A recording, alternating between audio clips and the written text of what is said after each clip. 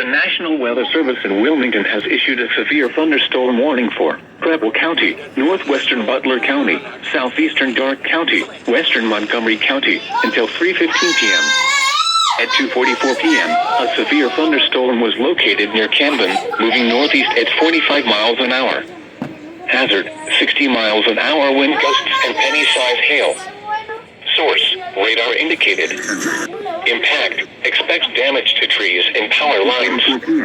Locations impacted include Oxford, Eaton, Arcanum, Camden, Lewisburg, West Alexandria, Gladys, Darttown, Brookville, New Lebanon, Farmersville, El Dorado, Verona, West Manchester, College Corner, Pittsburgh, Somerville, Gordon, West Elkton, and Ithaca. This includes I-70 in Ohio between mile markers 4 and 22. Alexandria, Gladys, Darttown, Brookville, New Lebanon, Farmersville, El Dorado, Verona, West You're listening to NOAA Weather. All Pittsburgh, Somerville, Gordon, West Elkton, and Ithaca.